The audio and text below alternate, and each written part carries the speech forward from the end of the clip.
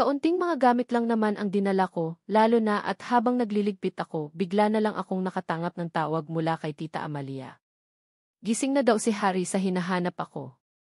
Nakausap na din daw ang doktor ni Harry at pwede na daw palabasin ng hospital since tuluyan nang bumaba ang lagnat niya.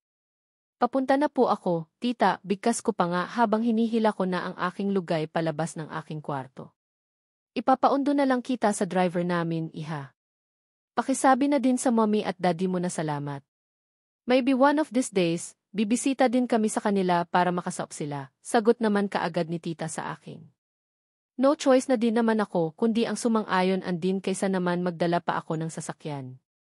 Poproblemahin ko pa kung saan ko iiwan gayong chopper ang sasakyan naming. Dalawa ni Harry patungo sa isla. Sa totoo lang, hanggang ngayon, hindi pa din ako makapaniwala na sa isang iglap lang, napapayag ako nitong samahan sa nasabing isla. Well, sana ito na din ang umpisa para magkabati kami. Sana maging okay ang relasyon naming dalawa ni Harry at matulad sa iba na may happy ending din. Aalis ka na ba? Saktong pagkababa ko ng hagdan kaagad naman sumalubong si mommy sa akin. Yes, mom. Tumawag po pala si Tita Amalia at pinasabi na baka daw dadalaw sila dito sa bahay para makausap kayo ni daddy. Sagot ko din naman kaagad sa kanya. Napansin kong natigilan si mommy. Seryoso niya akong tinitigan na para bang binabasa niya ang tumatakbo sa isipan ko bago siya tumango-tango. Siguro nga wala nang dahilan para pigilan ka namin.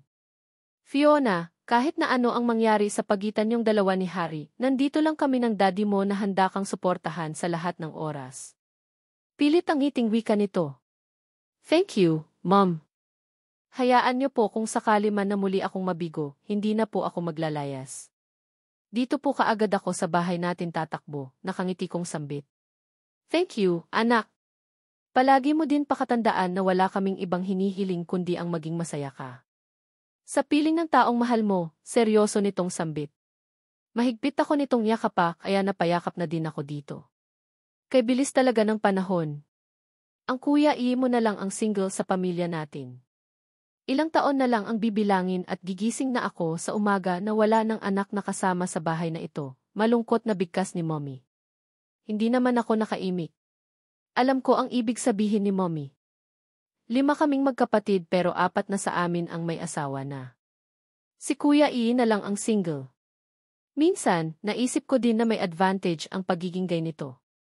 Para kasing nararamdaman ko na matagal pang makahanap ng forever si Kuya Lalo na at hanggang ngayon, wala pa rin siyang balak na ilantad ang tunay niyang pagkatao as mga magulang namin.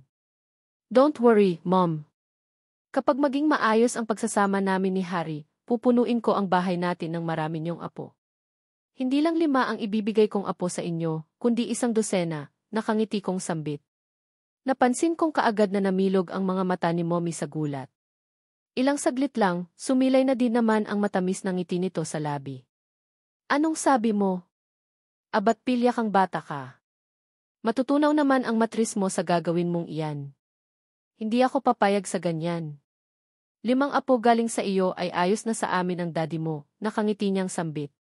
No. I mean it, Mom. Parang gusto ko ng maraming anak. Para naman masaya 'di ba? Tatawa kong sagot. Mabuti na lang talaga at kahit papaano, gumaan ang pag-uusap naming dalawa ni mommy. Alam kong kahit sila, galit kay Harry pero sana dumating din ang oras na mapatawad nila ito. Para sa katahimikan ng lahat. Wala pa rin si daddy nang tuluyan akong umalis ng bahay. Ang akala ko driver lang ang susundo sa akin pero nagulat na lang ako nang pagkasakay ko ng kotse, naabutan ko si Harry na prenteng nakaupo sa loob ng saksakyan. May ngiting nakaguhit sa labi nito habang nakatitig siya sa akin. Harry, ano ang ginagawa mo dito? Hindi ko pa nga maiwasang tanong. Ang usapan kasi namin ay babalikan ko siya sa hospital, kaya hindi ko din talaga maiwasan na magulat kung ano ang ginagawa niya dito sa loob ng sasakyan. Sinusundo ka. Nag-alala ako kanina ng pagkagising ko, wala ka na sa loob ng kwarto ko, seryoso niyang bigkas. Hindi naman ako nakaimik. Gustuhin ko man na magbigay galang sa mga magulang mo pero mas excited ako sa bakasyon nating ito. Saka, baka kapag magpakita pa ako sa kanila, bigla na lang magbago ang isip nila at hindi na sila papayag pa na sumama ka sa akin, seryoso nitong wika. Hindi ko naman maiwasan na matawa. Worries trabaho na ng parents mo ang kausapin sila mommy at daddy. Sa ngayon, ayaw ko munang pag-usapan ang tungkol sa bagay na iyan. Mas excited akong ikutin ang isla, nakangiti kong sambit. Hindi na din ako umalma pa nang bigla na lang hawakan ni Harry ang kamay ko at bahagyang pinisil iyon. Maayos naman kaming nakarating ni Harry sa isla. Sobrang ganda ng panahon at magtatakip silim na din.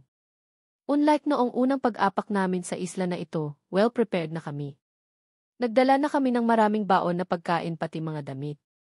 Nag-promise din sila Tita Amalia at Tito Ismael na papadalhan nila kami ng mga basic needs namin dito sa isla. Balak kasi naming dalawa ni Harry na magstay ng 1 month dito eh.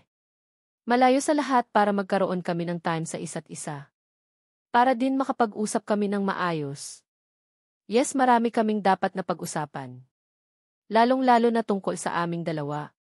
Parang marriage counseling na din namin ito. Para matapos na lahat ng issue at magkapatawaran na din kami. Tutal naman, 5 years na din ang lumipas at sa loob ng mga taon na iyon, nagbago naman na daw itong si Harry. Hindi nga daw ito huminto na hanapin ako kaya wala nang dapat pang pag-isipin. Ito na din siguro ang tamang oras para bigyan ko siya ng isa pang chance. Siguro, ito na din ang tamang panahon para pakinggan ko ang mga paliwanag niya. Lalo na at matagal na din palang naikasal si Arian sa ibang lalaki. We're here, nakangiting wika ni Harry sa akin. Habang nasa himpapawid kami kanina, itinatak ko na sa isipan ko na lilibutin ko ang buong paligid. Siguro, kung ako ang papipiliin, mas gusto kong dito na magstay habang buhay. Tahimik at malayo sa gulo ng kabihasnan. Pakipasok na muna ng mga gamit sa loob ng bahay, bago kayo umalis, narinig kong utos ni Harry sa mga tauhan na naghatid sa amin. Hindi ko na din pinagtuunan pa ang pansin at kusa ko nang inihakbang ang mga paa ko, patungo sa gilid ng baybayin. High tide at para bang kay sarap maligo. Wala akong nakikiita kundi malawak na karagatan at kung ikot naman ako patalikod ang makikita ko naman ay puro puno. Para talaga akong nasa isang paraiso. Hinayaan ko na si Harry na magmando sa mga taong kasama namin na ipasok ang mga gamit na dala namin sa loob ng bahay. Nagpa siya akong tuluyang hubarin ang suot kong sapatos at tuluyan na akong naglakad sa gilid ng baybayin. Ang sarap sa pakiramdam. Aaminin ko sa sarili ko na ngayon lang din ako nagkaroon ng kapanatagan ng kalooban. Gusto ko ang ganito. Malayo sa lahat at sa mga alalahanin sa buhay. Narinig ko pa ang paglipad ng chopper paalis, kaya wala sa sariling napatingala ako. Kaagad na sumalubong sa aking paningin ang papadilim ng kalangitan.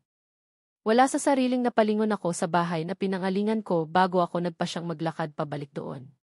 Mahina pa si Harry at bukas ko na lang itutuloy ang pag-ikot ko sa buong paligid. Isa pa, padilim na din sa buong isla. Bahay lang namin ang may ilaw Siguro, kapag magtagal kami ni Harry dito sa isla, hihimukin ko siyang maglagay ng dagdag na mga ilaw sa buong paligid. Para naman kahit papaano, pwede pa rin mamasyal kahit madilim na. Sa safety naman, hindi naman ako natatakot. Nabangit sa akin ni Harry na sa likod daw ng isla na ito, may mga kabahayan naman daw. May mga taong nakatira at mababait naman daw sila. Well, malalaman ko iyon pagdating ng araw. Hindi naman din ako natatakot dahil kaya ko naman pangalagaan ang seguridad namin. Ano ang ginagawa ng pasekreto kong pagdadala ng baril at ano ang saysay ng 5 taon kong training kung hindi ko kayang ipagtanggol ang sarili ko pati na din si Harry? Pagkabalik ko ng bahay, mabilis na akong pumasok sa loob. Diretso na ako ng kusina kung saan naabutan ko si Harry na abala sa pag-aayos ng mga dala namin. Mga groceries sa loob ng kusina. May malaking solar panel sa bubong ng bahay na ito at iyon ang nagpapailaw sa buong paligid ng bahay. Doon din galing ang source ng electricity sa paligid ng bahay, kaya kahit nasa isla ang bahay na ito, kumpleto pa rin sa kagamitan. May ref din at iba pang mga high-tech na kagamitan sa kusina. Naku, dapat hinayaan mo na muna iyan. Ako na ang mag-aayos sa mga iyan, Harry, seryoso kong bigkas. Kaagad akong naglakad palapit sa kanya at inagaw sa kanya ang hawak niyang kape na nasa bote. Ano ka ba, kaya ko na ito, nakangiti niyang sagot sa akin. Hindi ko naman mapigilang titigan siya. Ibang-iba na talaga ang pakikitungo niya sa akin kumpara sa dati. Ang laki na din talaga ng ipinagbago niya. Harry, kailangan mong magpahinga. Remember, hindi ka pa masyadong magaling. Sige na, doon ka na muna sa sala. Sanay ako sa mga ganitong gawain kaya hayaan mo na ako dito, seryosong sagot ko sa kanya. Napansin kong natigilan siya habang titig na titig sa akin. Salamat, Fiona. Kung alam mo lang, tuwang-tuwa ako ngayon dahil sa wakas, nakasama na kita. Promise, babawi ako sa iyo. Hintayin mo lang na tuluyang lumakas ang katawan ko at ako mismo ang mag-aalaga sa iyo. Nakangiti niyang wika sabay hawak niya sa kamay ko. Don't worry, Harry. Marami akong time ngayon para samahan ka sa isla na ito. Saka, kailangan mo talagang magpagaling para masamahan mo ako sa pag-ikot sa buong paligid. Nakangiti kong sagot sa kanya. Hindi ko pa nga maiwasan na magulat nang bigla na lang niya akong yakapin ng mahigpit. Thank you. Salamat dahil sa wakas nandito ka na sa tabi ko ngayon. Promise hindi na ako gagawa pa ng mga bagay na hindi natin mapagkakasunduan, promised. Mahina niyang sambit. Pigil ko naman ang sarili ko na maluha. Bakit ba napakadrama niya? Dahil ayaw talagang paawat ni Harry, pinagtulungan na naming ayusin ang mga dala naming pagkain. Pagkatapos naming ayusin ang lahat-lahat, nagpasya na din kaming kumain ng dinner. May dala na kaming mga lutong pagkain. Si Tita Amalia mismo nag-prepare sa amin ito. Para daw hindi na namin kailangan pang magluto ng kung ano-ano. May mga frozen goods din kaming mga dala. Lahat iyon ay nailagay na namin sa freezer. Ang iba pang mga lutong pagkain ay nasa ref na din siguro. Kung tuluyang gumaling na si Harry, wala kaming ibang gagawin kundi ang mamasyal na lang para tuklasin ang itinatagong ganda ng kapaligiran. Harry, sa kwarto ka na. Ako na ang bahala dito, nakangiti ko pang wika sa kanya pagkatapos namin kumain. Walang katulong na maglilipit sa mga pinagkainan namin at iba pang mga kalat kaya naman no choice ako kundi ang magligpit. Talaga bang okay lang sa iyo? I mean, kaya ko pa naman, tutulungan na kita, nakangiti niyang sagot sa akin. Harry, hindi mo naman kailangan puwersahin ang sarili mo eh. Ako na ang bahala dito. Baka mamaya mabinat ka pa niyan. Remember, walang hospital sa lugar na ito, kaya pilitin mong gumaling ka agad, nakangiti kong wika sa kanya. Are sure? Well, sorry talaga Fiona ha. Hayaan mo, babawi ako sa mga susunod na araw, nakangiti niyang sagot sa akin. Isang tipid ng ngiti na lang din ang naging tugon ko at hinayaan ko na siyang iwan niya ako dito sa kusina. Samantalang, kaagad ko namang ginawa ang mga dapat kong gawin. Niligpit ko ang mga pinagkainan namin. Nang masigurado ko na nasa maayos na ang lahat, saka naman ako umakyat ng kwarto para makapagnahinga na din. Nakakaantok din kasi ang sobrang katahimikan ng buong paligid. Puro mga huni ng mga panggabing hayop ang naririnig ko sa buong kapiligiran. Mukhang natutulog na din yata si Harry kaya hinayaan ko na. Diretso ako sa kwartong inukupa ko dati at pagkapasok ko sa loob, binuksan ko ang aking luggage at naglabas ng damit pantulog. Pagkatapos noon, saka ako naghubad ng aking kasuotan at diretso na ako ng banyo para makapalinis ng katawan. Ginawa ko ang aking evening routine pagkatapos noon, diretso na ako ng kama at nahiga. Dahil siguro sa pagod at antok, kaagad na din naman akong nakatulog. Naalimpungatan na lang ako na para bang may nakadagan sa akin. Ayaw ko sanang pansinin pero nang maramdaman ko ang mainit nitong hininga sa pisngi ko, wala sa sariling mabilis akong nagmulat ng aking mga mata. Harry! Ano-ano ang ginagawa mo? Seryoso kong bigkas. Yes, nandito si Harry sa silid ko. Nakatunghay siya sa akin habang seryoso ang kanyang mukha. Pwede bang dito ako matulog sa silid mo? Seryoso niyang bigkas. Hindi ko naman maiwasan na mapakunot noo. Ano? Bakit dito? I mean, hindi ako sanay na may katabing natutulog sa kama pagdadahilan ko. Sa totoo lang, masyadong nakakailang ang posisyon namin ngayon.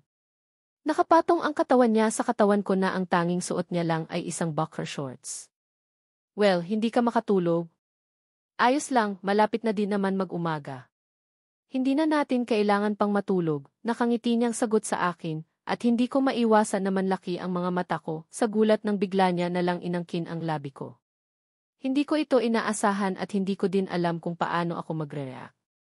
Yes, hindi ko naman talaga alam kung ano ang gagawin ko dahil never naman namin ito ginawa dati. May nangyari sa amin noon. Isang beses lang at sa naalala ko, masakit iyon. Pilit na pakikipagtalik dahil lasing siya noon tapos galit din siya sa akin.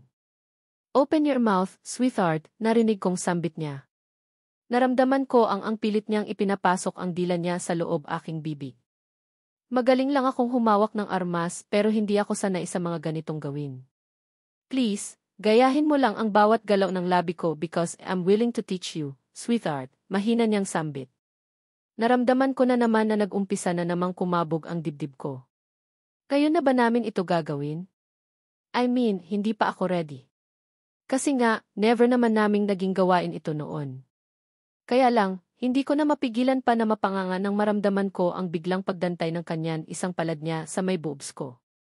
Kinuhang pagkakataon ni Harry iyon para tuluyan niyang ipasok ang dila niya sa bibig ko. Hindi ko naman malaman kung paano mag-response. Lalo na nang maramdaman ko kung paano suyuri ng makulit niyang dila ang loob ng bibig ko. Hindi pa siya nakontento, basta niya nalang hinuli ang dila ko at sinipsip. Wala sa sariling napakapit ako sa braso niya dahil sa ginagawa niyang ito sa akin ngayon. Kakaibang damdamin ang kaagad na lumukob sa buo kong pagkatao. Ang sarap ng labi niya at ramdam ko na din ang init na nagmumula sa katawan niya. Teka lang, hindi ko ba siya pipigilan? Kailan lang ako nakipagbati sa kanya tapos gagawin kaagad namin ito ngayon? I mean, ready na ba talaga ako na isuko ang sarili ko sa kanya?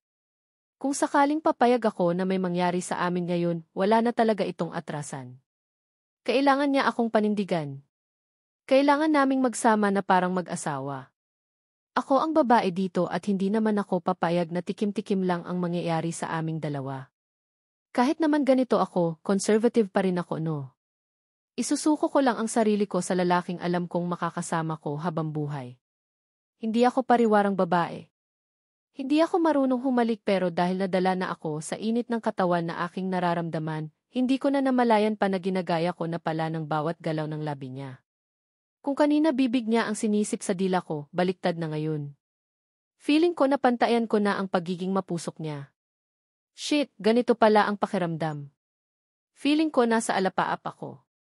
Naglaban ang aming dila at tuluyan na kaming nagpalitan ng aming laway. He sucked in my tongue non-stop. Narinig ko pa nga ang tunog ng pagsipsip niya sa dila ko kasabay noon ay ang naramdaman kong pagkabasa ng aking hiyas. Ramdam ko iyon dahil nakakaramdam ako ng panlalagkit ng aking panty. Namalayan ko na lang nakusa ko ng pinagsalikop ang aking dalawang kamay sa liig niya at lalo pang pinalalim ang paghalik. Kung hindi pa siguro kami pareho nakaramdam ng pangangapos ng paghinga, baka hindi pa maghiwalay ang labi namin. Naghinang ang aming paningin habang may nakaguhit ng ngiti sa labi ni Harry. Harry, mahina kong bigkas. Kung panaginip man ang lahat parang ayaw ko na yatang magising. Fiona, I want you, mahina niya ding anas.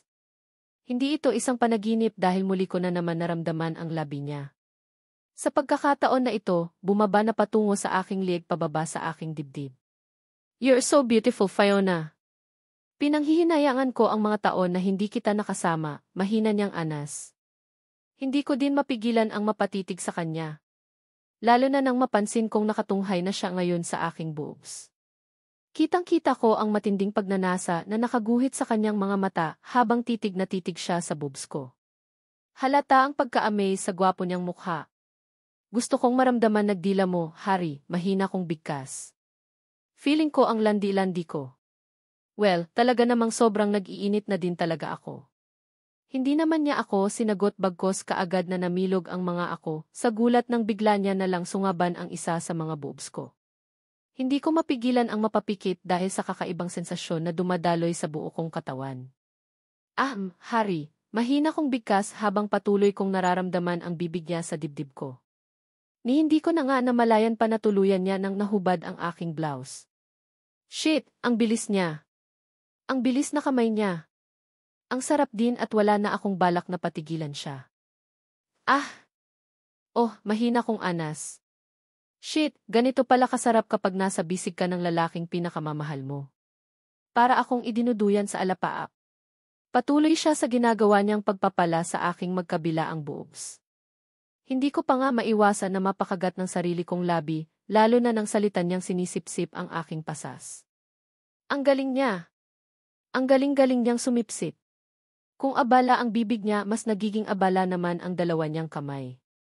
Ang isa niyang kamay ay salita na nilalamas ang magkabilaan kong boobs, habang ang isa pa ay kanina pa naglulumikot sa buo kong katawan.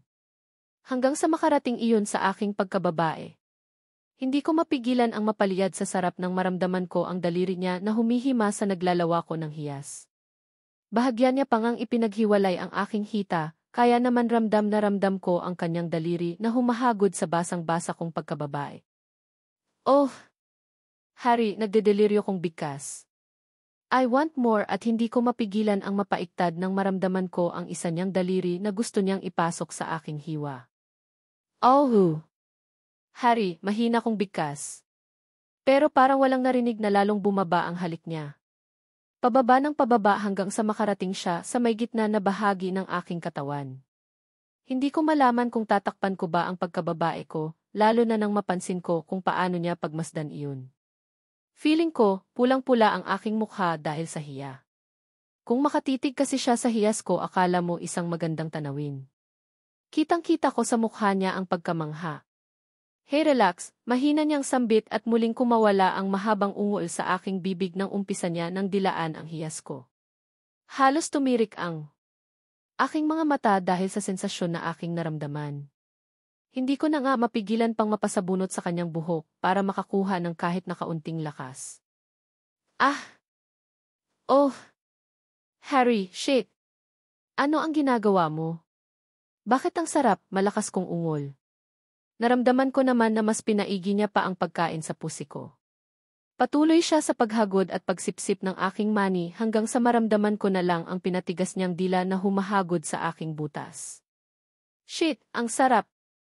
Harry, wait! May mailalabas. Na naiihi na ako, hingal na hingal kong bigkas. Halos tumirik na ang aking mga mata. Kaya lang wala yatang balak na makinig at tumigil nitong si Harry dahil lalo niya pa yatang pinag-igihan ang pagkain sa hiyas ko hanggang sa naramdaman ko na lang ang paglabas ng kung ano mula sinapupunan ko. Eh, shit! Ganoon ba talaga? He licked the cum. Hinimod niya ang katas ko na para bang isang masarap na pagkain. Wala yata siyang itinira kahit na isang patak. Shit! Tahimik lang akong nakamasid kay Harry nang mag-umpisa na siyang maghubad ng kanyang mga kasuotan. Seryoso ang ekspresyon ng kanyang mukha at may pagmamadali sa bawat kilos niya. Na para bang excited na din siya sa magaganap sa pagitan naming dalawa. Harry, mahina kong anas. Nakabalandra sa harapan niya ang hubot-hubad kong katawan pero kahit nakatiting na hiya, wala na akong naramdaman pa. Nandito na kami at wala nang atrasan pa. Sinabi ko naman kanina na once na may nangyari na sa aming dalawa, muli ko siyang ipaglalaban. Walang hiwalayan na mangyayari at mag-umpisa ulit kami. Oh, ang laki, mahina kong bigkas. Hindi ko maiwasan na magulat ng tuluyan ng bumalandra sa harapan ko. Ang tayong-tayo at malaki at mahaba niyang alaga. Kagaya ko, hubot-hubad na din siya at tumampad sa paningin ko ang macho niyang katawan. Hindi ko tuloy maiwasan na makaramdam ng kaba. Isang beses lang na may nangyari sa amin noon at mahigit 5 taon na ang lumipas. Naalala ko pa nga nagkasakit ako noon kinabukasan at ilang araw ko din ininda ang sakit bago ako gumaling. Don't worry, I'll be gentle. Mahina niyang sambit bago niya ulit ako dinaganan. Muling nagtagpo ang aming mga labi at mapusok na naghalikan. Muling naglaban ang aming mga dila. Nagsipsipan at nagpalitan ng laway. Ang galing niya talagang humalik. Napakasarap at para bang idinuduyan ako sa alapaap. Naramdaman ko na muli niyang ibinuka ang aking hita. Naging sunod-sunuran naman ako hanggang sa maramdaman ko ang pagkiskis ng kanyang sandata sa bukana ng aking pagkababae. Ready na siyang pumasok kaya naman hindi ko mapigilan ang mapayakap ng mahigpit sa kanya. Excited ako na kinakabahan. Hanggang sa nangyari na nga ang dapat na mangyari. Nag-umpisa na siyang umulos mula sa ibabaw ko at hindi ko mapigilan na mapakagat ng labi nang muli kong naramdaman ang sakit. Oh Fiona, mahinang anas ni Harry. Ramdam ko ang tuluyang pagpasok ng kahabaan niya sa aking pagkababae. Mahigpit akong napakapit sa braso niya dahil ramdam ko pa rin ang hapdi ng pagkababae ko. Feeling ko, virgin ulit ako eh. Mabuti na lang talaga at tumigil muna siya sa paggalaw sa ibabaw ko. Ramdam niya din marahil ang kaunti kong paghihirap. Masakit pa rin ba? May halong lambing sa boses na tanong niya sa akin. Titig na titig siya sa aking mga mata, kaya naman dahan-dahan akong tumango. Masasanay din siguro ako. Ang laki kasi mahina kong sambit. Isang genuine na ngiti ang gumuhit sa labi niya bago niya muling inangkin ang labi ko. Ayaw niya marahil akong masaktan dahil tumitigil na din naman siya sa paggalaw sa ibabaw ko habang nakasalpak ang kanyang pagkalalaki sa loob ko. Hanggang sa tuluyan na akong nakaadudyos. Habang abala kami sa aming halikan, kusang gumalaw ang balakang ko na nagpapahiwatig na pwede na niyang ipagpatuloy ang nasimulan niya na. Ah! Oh Harry, malakas kong ungol nang mag-umpisa na siyang maglabas-pasok. Tuluyan nang nawala ang sakit at hindi maipaliwanag na sarap ang kaagad na pumalit sa kaibuturan ko. Ramdam ko ang pagkiskis ng alaga niya sa pagkababae ko. Oh, Fiona, ang sikip mo. I want you. Malakas niyang sambit habang patuloy sa mabilis na pag-ulos mula sa ibabaw ko. Ah!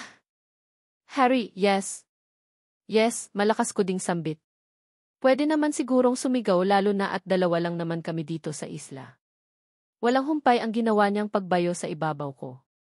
Narinig ko na nga ang paglangit-ngit ng kama Kung hindi siguro ito matibay baka bumigay pa ito dahil ramdam ko ang gigil sa bawat pag-ulos ni Harry sa ibabaw ko. His huge dick gives so much pleasure on me at alam kong simula ngayong umaga, palagi ko na itong hahanap-hanapin. Yes, umaga na. Mula sa pagkakahiga dito sa kama, kitang-kita ko mula sa salaming bintana na maliwanag na sa labas. Malapit nang lumabas ang haring araw sa silangan. Ginawa yata naming breakfast ni Harry ang paglalaro ng apoy. Oh! Harry! Sige pa, ang sarap. Malakas kong ungol. Halos tumirik ang mga mata ko dahil sa sarap. Keep moaning at hahayaan ko siyang angkinin niya ako hangat gusto niya. I'll let him pack me more fast, deep and hard until we were both satisfied. Sa sobrang sarap hindi ko na namalayan pa na naluha na pala ako. Ngayon ko lang din tuluuyang naamin sa sarili ko na sobrang na-miss ko siya. Yes, I really miss him. Simula noong teenager pa lang ako, minahal ko na siya at hanggang ngayon. Masyado ko lang talagang tinikis ang sarili ko dahil ayaw ko nang masaktan pa. Pero nandito na ako. Susugal ulit sa ngalan ng pag-ibig at sana sa pagkakataon na ito, hindi na ulit ako iiyak pa. Sana sa pagkakataon na ito, ako na ang panalo.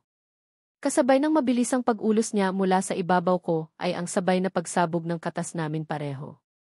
Titig na titig siya sa aking mukha habang pareho naming ninanamnam ang kakatapos lang na init ng paglalaro. Ramdam ko ang mainit niyang katas na dumadaloy sa aking sinapupunan. I love you, Fiona. Nagkamali man ako noon pero babawi ako ngayon. Promise, I will not let you down. Hinding-hindi ko nahahayaan pa na muli kang masaktan, mahina niyang sambit.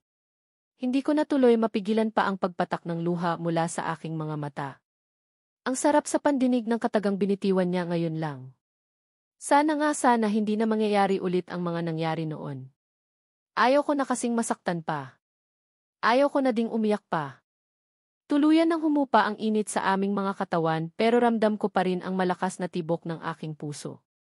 Napansin ko din na tuluyan nang lumiwanag ang buong paligid. Tumatagos na ang sikat ng araw sa salaming bintana. Ramdam ko na din ang pagkalam ng sikmura ko pero natatamad naman akong bumangon dahil nakakaramdam ako ng pagkangalay ng katawan ko. Medyo mahapdi din ang hiyas ko at para bang gusto ko munang matulog para makabawi man lang ng kahit kaunting lakas. Are you okay? Dito ka lang muna, ako na ang bahalang maghanda ng pagkain natin, nakangiti niyang sambit. Are you sure na kaya mo na ang katawan mo? Seryosong tanong ko naman sa kanya. Nakapag-recharge na ako kaya ayos na ako, nakangiti niyang sambit. Binigyan niya pa ako ng halik sa labi bago siya tuluyang bumangon ng kama. Inayos niya pa ang kumot na nakatakip sa aking katawan bago niya hinagilap ang kanyang mga kasuotan at isinuot iyon sa mismong harapan ko. Tahimik lang akong nakamasid sa kanya. Kasabay ng pagsuko ko sa katawan ko sa kanya ay ang tuluyang kong pagpapalaya sa sakit na dulot ng kahapon. Tapos na iyon at looking forward na ako sa maaaliwalas naming future. Stay here and rest. Sandali lang ito. Nakangiti niyang muling sambit bago siya tuluyang naglakad patungo sa may pintuan sa silid. May ngiting nakaguhit sa labi na nasundan ko na lang siya ng tingin. Nang tuluyan nang nakalabas ng silid si Harry, wala na akong inaksaya pang oras. Dali-dali na akong bumangon ng kama. Hindi ko pa nga mapigilan ang mapakagat labi nang maramdaman ko ang hapdi sa aking puwerta. Well, tolerable naman at kakayanin ko. Gusto ko kasing maglinis ng katawan habang wala si Harry. Gusto kong presentable ako sa paningin niya palagi. Hindi porket sinabi niya na wala akong ibang gagawin ngayon, kundi magpahinga basta na lang akong hihilata sa kama. Kailangan ko din ayusin ang sarili ko no. Gusto kong maganda ako palagi sa paningin niya. Hindi na ako nag-abala pang magsuot ng damit at diretsyo na ako ng banyo. Ginawa ko ang aking morning routine hanggang sa napagpasyahan ko na maligo na din malagkit ang pakiramdam ko at gusto ko din naman mapreskuhan. Wala din muna akong balak na lumabas ng bahay at maligo sa dagat. Parang gusto ko munang magpahinga maghapon dito sa loob ng bahay habang kasama ko si Harry. Kahit papaano, nakaramdam ako ng kaginhawaan sa aking katawan pagkatapos kong maligo. Basta ko na lang pinunasan ng malinis na tuwalya ang aking basang katawan. Ganoon din ang aking buhok. Nagpasya na din akong magsuot ng summer dress. Nakita ko ito sa closet ko kahapon habang nagliligpit ako. Mga dati ko pa itong mga damit at hanggang ngayon, kasya pa rin sa akin. Ni hindi man lang yata ako tumaba. Saktong pagkalabas ko ng banyo, naabutan ko si Harry na nakaupo na siya sa kama. Sa isang lamesa, may nakapatong na pagkain. May umuusok na din na kape kaya hindi ko maiwasan na makaramdam ng pagkatakam. Gutom na nga yata ako. Wow, ang ganda talaga ng misis ko, narinig kong sambit niya. Nilapitan niya ako at buong pagsuyo na niyapos. I love you, buong lambing na bigkas niya sa punong tainga ko. Lalong lumapad ang ngiti sa labi ko. Kilig to the highest level ang nararamdam ko. Ang sarap ng ganito. Sana wala nang wakas ang tuwang nararamdaman ng puso ko ngayon. Sana ganito na lang kami palagi. I love you more, Harry. Noon pa man, ikaw lang at magpahanggang ngayon ang ibigin ko, mahina kong sambit. Bigla naman siyang napakala sa pagkakayakap sa akin. Masuyo niya akong tinitigan sa aking mga mata habang may ngiting nakaguhit sa labi. Talaga?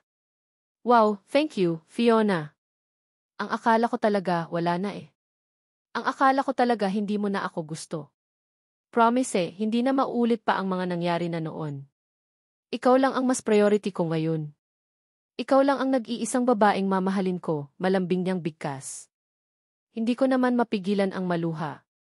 Ito na ba iyong sinasabi nilang happy ending? Nalagpasan na ba namin ang unos sa aming buhay at magiging masaya na kami? God, sana nga. Alam kong walang perfect na relasyon pero sana ito na ang umpisa para maging matatag ang pagsasama naming dalawa ni Harry. Muli kong ibibigay ang puso ko sa kanya. Muli akong magtitiwala sa ngalan ng pag-ibig. Ready na ulit akong bumuo ng pamilya kasama siya. Kasama ang lalaking noon pa man, pangarap ko na. Naging maayos ang sumunod na mga araw sa buhay naming dalawa ni Harry dito sa isla. Masasabi ko na hindi ko pinagsisihan na muli akong nagtiwala sa kanya. Sobrang nagbago ang pakikitungo niya sa akin. Alagang-alaga niya din ako at ramdam ko ang pagmamahal niya sa akin. Siguro nga, tuluyan na siyang nabago. Siguro nga totoo ang sinabi niya na simula noong umalis ako, mas naramdaman niya kung gaano ako kahalaga sa kanya. Fiona, umahon ka na dyan. Kanina ka pa dyan nakangiti niyang wika sa akin. Mataas na ang sikat ng araw pero nandito pa rin ako sa dagat. Nakatampisaw at walang balak na umahon. Harry, saglit lang. Sakto lang naman ang init eh. Hindi pa masakit sa balat, nakangitin kong sagot dito. Kakabalik niya lang dito sa dalampisagan dahil umuwi siya para ikuha ako ng balabal. Ang balak namin kanina ay mapaaraw lang pero masyado kasing tempting ang malinaw na dagat kaya hindi ko mapigilang ang sarili ko na magtampisaw ng tuluyan. Hindi ka pwedeng magtagal dyan. Masyado nang mainit at baka masunog ka dyan, nakangiti pero may halong biro sa boses na bigkas niya. Hindi ko naman mapigilan ang matawa. No choice na ako kundi ang umahon na. Kaagad niya naman akong sinalubong at ibinalabal niya sa akin ang bitbit niyang tuwalya. Ang sarap ng dagat, nakangiti kong bigkas. I know. Mamayang hapon, sasamahan kitang mag-swimming. Nakangiti niyang bigkas sabay haplos niya sa pisngi ko. Hindi ko naman mapigilan na bigla na lang siyang halikan sa kanyang labi. Ilang araw na kami dito sa isla at wala kaming ibang ginawa kundi ang maglambingan at iparamdam kung gaano namin kamahal ang isa't isa. Ni sa hinagap, hindi ko akalain na darating kami sa ganitong sitwasyon. Ni sa hinagap, hindi ko akalain na magkakasundo kami ng ganito. I love you, Harry, mahina kong sambit pagkatapos maghinang ang aming labi. I love you more, Fiona. I think, today is the best time para gawin ko ito. Para formal kong hilingin ang approval mo tungkol sa isang bagay na gusto kong mangyari, nakangiti niyang sambit. Nagtataka naman akong napatitig sa kanya. Ano ang ibig mong sabihin? Fiona, let's get married. Sa pagkakataon na ito, hindi na sa pilitang kasal. Pareho na nating kagustuhan at gusto kong ibigay sa iyo ang pinaka-the best sa lahat ng best na kasalan sa buong mundo. Seryoso niyang bigkas at mula sa bulsa ng kanyang summer shorts, ay maihinugot siya ng kulay pula na maliit na kahon. Pagkatapos noon, dahan-dahan na siyang lumuhod sa harapan ko. I love you. Let's spend the rest of our lives together. Will you marry me? Seryoso niyang sambit. Kaagad naman namilog ang mga mata ko sa gulat. Hindi ko ito inaasaha. Hindi din maipaliwanag na tuwa ang kaagad na lumukob sa buo kong pagkatao. I want to be with you forever, Fiona. Ang mga nangyari sa ating nakaraan ay pinagsisihan ko ng sobra. Hayaan mong makabawi ako sa iyo ngayon. Hayaan mo akong mahalin ka ng buong puso at makasama ka habang buhay, seryoso niyang bigkas. Hindi ko na namalayan pa ang pagpatak ng luha mula sa aking mga mata. Wala nang hihigit pa sa kahit na anong sorpresa sa mundo itong gusto niyang ibigay sa akin. Hilamang luha sa aking mga mata na napatitig ako sa hawak niyang diamond ring bago ako dahan-dahan na tumango. Yes, yes, Harry. Of course, I will marry you, mahina kong sambit. Kaagad namang gumuhit ang ngiti sa labi niya. Ilang saglit lang, naramdaman ko na lang ang paghawak niya sa kamay ko. Pakiramdam ko nakalutang ako sa alapaap. Hindi matawaran ng kahit na anong salita ang tuwa na nararamdaman ng puso ko. Pagkatapos niyang maisuot ang singsing sa aking daliri, hinalikan niya muna iyon bago siya tumayo at mahigpit akong niyakap. Hindi pa nga siya nakontento, binuhat niya ako at umikot-ikot pa siya. Hindi ko naman mapigilan ang matawa habang hilam pa rin luha ang aking mga mata. This is it. Sa wakas, magkakaroon ng din ng happy ending ang pagmamahal ko kay Harry. Akala ko talaga hindi ko na mararanasan pa ang ganitong bagay. Akala ko talaga wala nang pag-asa na kami talaga ang magkatuluyan. Sumuko na nga ako eh. Kaya lang mukhang kami talaga siguro ang para sa isa't isa dahil gumawa ang tadhana para muli kaming magkasama ulit. Let's go back to Manila. Gusto kong ipaalam sa pamilya natin ang good news. Gusto ko planuhin ng maayos ang kasal natin at gusto ko ding maidaos iyon sa lalong madaling panahon, nakangiti niyang sambit. Automatiko naman akong napangiti tanda ng pagsang-ayon. Ilang saglit lang, muling naghinang ang aming labi. Parehong punong-puno ang tuwa ang puso namin dahil sa mga nangyari ngayong araw. Nagpasya kaming dalawa ni Harry na lisanin na muna ng isla. Muli kaming bumalik ng Manila para formal na ipaalam sa bawat partido namin ang plano naming magpakasal sa simbahan. Alam kong maraming magtataas ng kilay lalo na sa mga kadugo ko. Lalo na sa mga taong nakakaalam sa sitwasyon naming dalawa ni Harry noon. Pero nakapag-decide na din ako. Hindi ko hahayaan na may pipigil na kahit sino sa pagpakasal naming dalawa. Paglapag ng chopper na sinasakayan namin sa Manila Airport, diretso kami sa naghihintay sa aming sasakyan at nagpahatid patungo sa bahay ng mga magulang ko. Tinawagan na din ni Harry ang mommy at daddy niya na sumunod na sa bahay namin para sa formal na pamamanhinkan. Yes, ganoon kabilis ang lahat. Gusto naming bilisan ang proseso ng kasal namin. Church wedding ang gusto namin at gusto naming magiging memorable ang lahat. Galit sa akin ang mga magulang mo at gagawin ko ang lahat para mapatawad nila ako. Kung kinakailangan na lumuhod ako sa harapan nila, gagawin ko, narinig kong sambit ni Harry. Magkahawak kamay kaming nakaupo dito sa likurang bahagi ng sasakyan. Kanina pa tumatakbo sa isipan ko ang mga posibleng mangyari. Nag-aalala din naman ako sa posibleng magiging reaksyon nila mommy at daddy kapag malaman nila ang maging desisyon ko. Parang sobrang bilis din kasi ng mga pangyayari. Wala pang isang buwan na nakabalik ako ng bansa tapos heto ako. Nagkasundo na kaagad kaming dalawa ni Harry at nagpaplano na kaagad na magpakasal sa simbahan. Kung noon, divorce namin ang pinaplano namin pero iba na ngayon. Gusto na namin mangako at sumumpa sa harap ng dambana na magsasama kami sa hirap at ginhawa. Don't worry, ako ang bahala. Hindi mo kailangan lumuhod sa harapan nila para mapatawad ka nila. Mabait sila at maiintindihan nila tayo, nakangiti kong sambit. Naramdaman ko naman ang pagpisil niya sa palad ko na siyang lalong nagpadagdag sa kilig na nararamdaman ng puso ko. Maayos naman kaming nakarating ng bahay. Alam na nila mommy at daddy na darating kaming dalawa ngayong araw ni Harry, kaya naman nakaabang na sila sa amin pagpasok pa lang ng sasakyan sa loob ng gate. Kaagad akong bumitaw sa pagkakahawak kay Harry at mabilis na naglakad palapit sa kanila at nagbigay ng paggalang habang si Harry naman ay tahimik lang sa likuran ko. Pagkatapos kong humalik sa pisngi nila mommy at daddy, kaagad din naman nagbigay ng paggalang si Harry sa kanila. Magandang araw po tita, tito, buong pagpapakumbaba niyang bigkas. Kailang wala yatang balak sila mommy at daddy na sagutin siya dahil ako ang hinarap nila. Ni hindi man lang sila nagpakita ng reaksyon sa pagbati sa kanila ni Harry. Are you sure about this, Fiona? Bakit ang bilis naman yata? Seryosong tanong naman kaagad ni Daddy sa akin. Hindi niya man lang inacknowledge ang pagbati sa kanila ni Harry. Hindi ko tuloy maiwasan na makaramdam ng kaba. Mukhang hindi pa talaga siguro sila ready na muling tangapin si Harry sa pamilya namin. Lalo na nang mapansin ko ang madilim na aura ni Daddy. I am sorry, tita, tito. Alam ko pong nagkamali ako at sana po bigyan niyo ako ng pagkakataon na makabawi kay Fiona.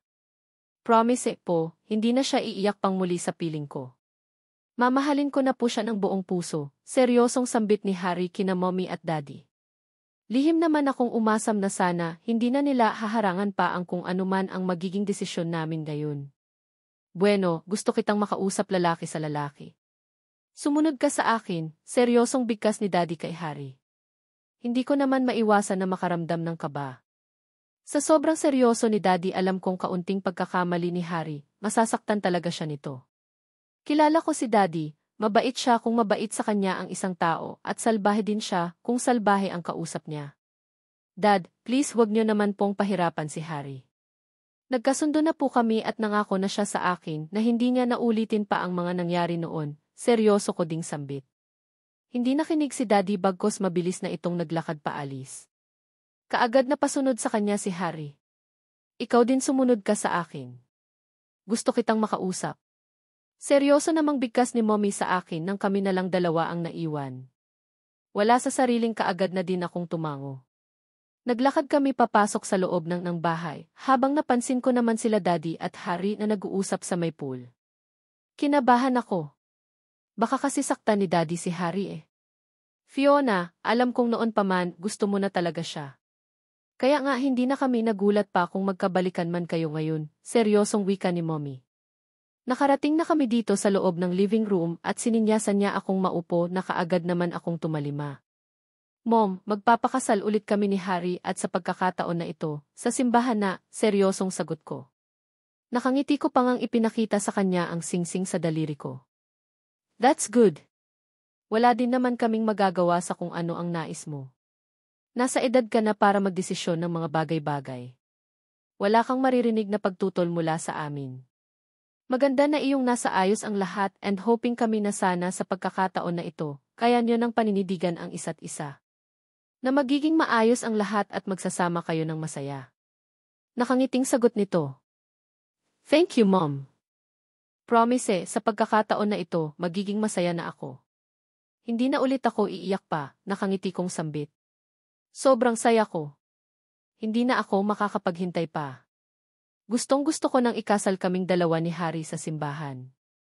Excited na akong magsuot ng puting wedding gown. Harry, ano iyang nasa mukha mo? Hindi ko mapigilang tanong kay Harry nang mapansin ko ang pasa sa pisngi nito. Mukhang nangyari na nga yata ang pinangangambahan ko. Mukhang nasapak siya ni Daddy. Wala ito. Maliit na bagay, seryosong sagot niya naman sa akin. Hindi na ako nakaimik bagkos pinulupot ko na ang kamay ko sa braso niya at sabay na kaming naglakad patungo sa dining area kung saan naghihintay sa amin ang kanya naming mga magulang upang tuluyang mapag-usapan ang tungkol sa kasal namin. Dumating na ang mga magulang ni Harry kanina at niyaya ang mga ito sa dining area nila mommy at daddy para daw kumain na muna. Casual naman ang pakikitungo nila sa isa't isa pero ganoon pa man, hindi pa rin pala nakaligtas itong si Harry sa kamao ni daddy. Si dad ba ang may gawa niyan sa iyo? Seryosong tanong ko sa kanya. Maliit na bagay at kahit napatayin niya pa ako sa bugbog, hindi ako titigil na makiusap sa kanya na pumayag na magpakasal tayo, nakangiti nitong bigkas.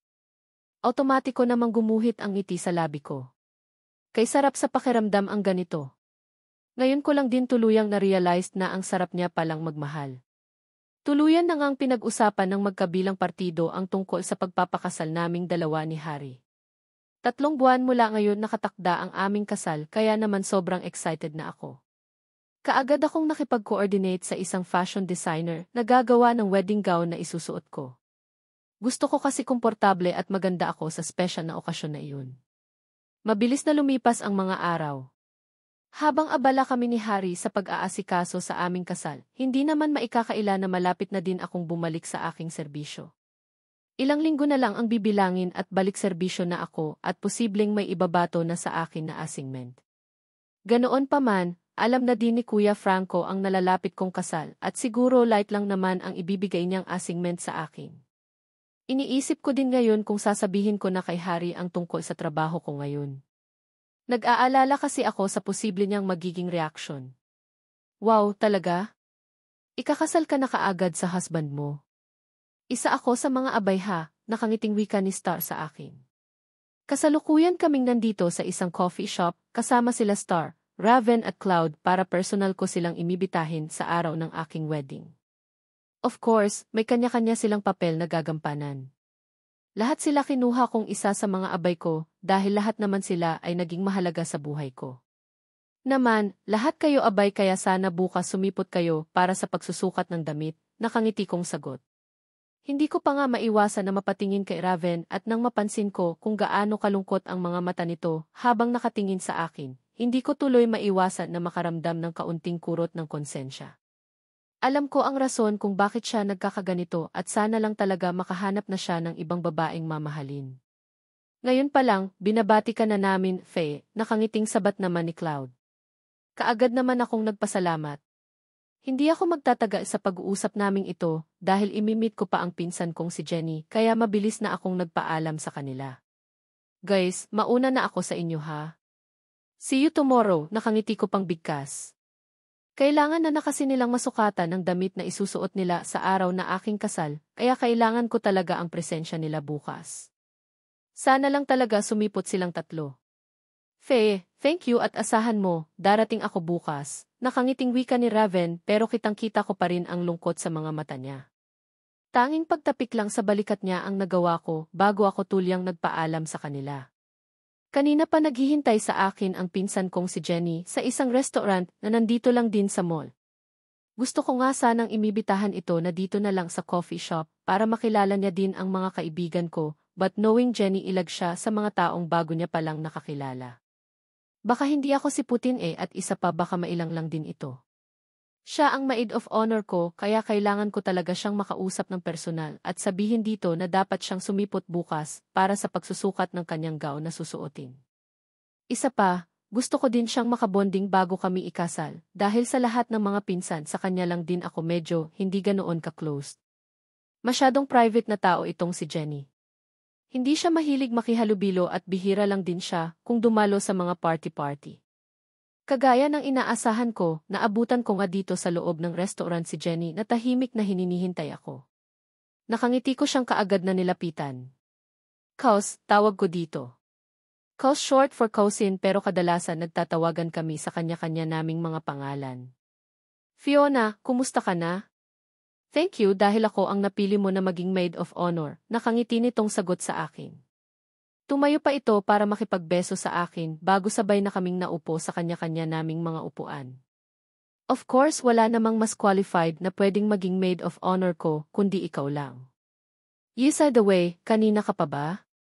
Sorry kung medyo late ako, minute up ko pa kasi ang iba pang mga bridesmaids ko para personal na iabot sa kanila ang mga invitations at makausap na din na sumipot sila bukas sa pagsusukat ng gown, nakangiti kong wika.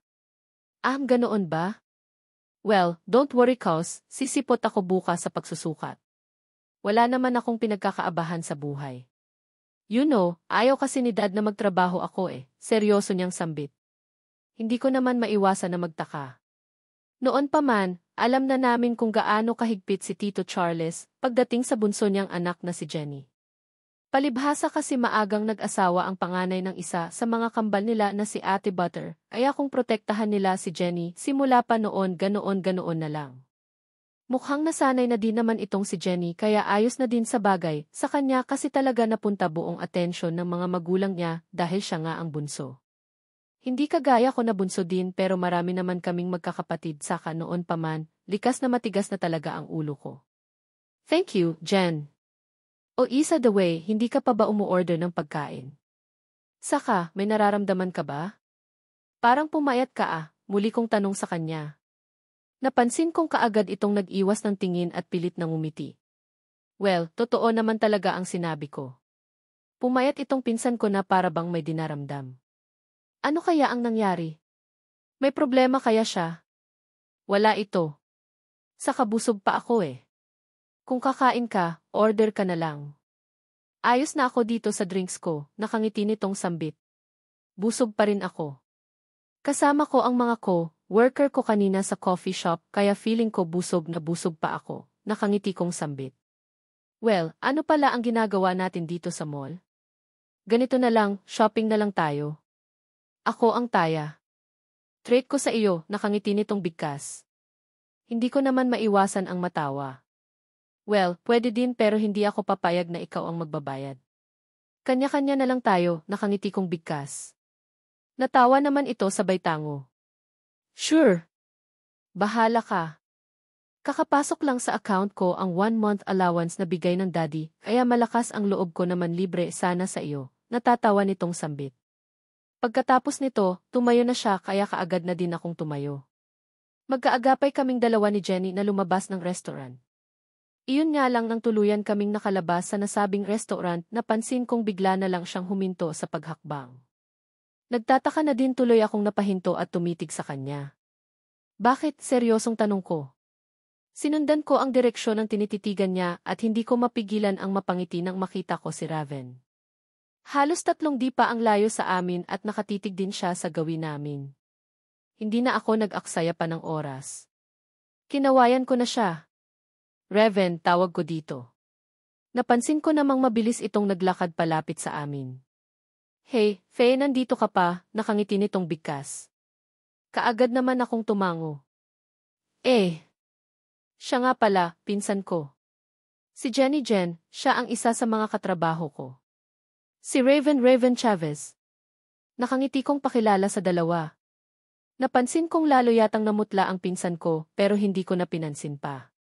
Baka naman may problema talaga ito kaya ganito kong umasta. Pinsan mo? Well, hi, nice to meet you, Jenny. Game naman na bigkas ni Raven habang titig na titig siya kay Jenny. Hindi naman iyon nakaligtas sa paningin ko at lihim akong napangiti. Ilinot nga naman diba?